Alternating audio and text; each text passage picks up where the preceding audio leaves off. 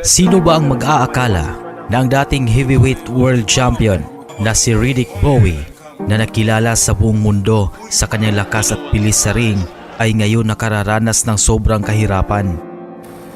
Hi, this is Riddick Big Daddy Bowe, two-time former world heavyweight. Sa bawat panalo at medalya, may nakatagong kwento ng pakikibaka sa buhay.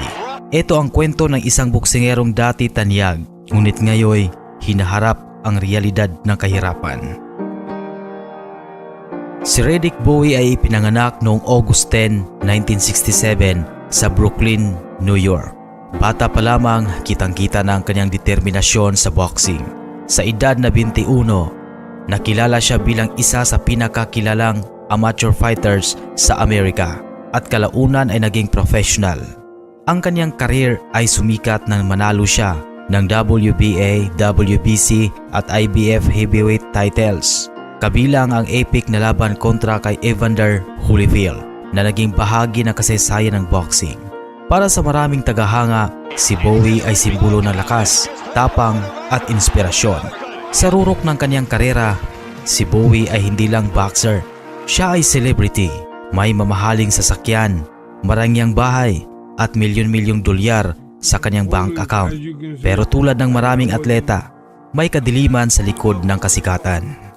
Ang pressure, mga injury at personal na problema ay unti-unting nagdulot ng stress. Kahit sa kanyang tagumpay, unti-unti niyang naramdaman ang bigat at ng buhay sa labas ng ring. Ngunit hindi lahat ng kwento ay tungkol yan sa panalo. Matapos ang ilang taon sa professional boxing, bumagsak ang karir ni Bowe. Pagkatapos ng kanyang huling laban noong 2000, nagsimulang humina ang kanyang pinansyal na kalagayan.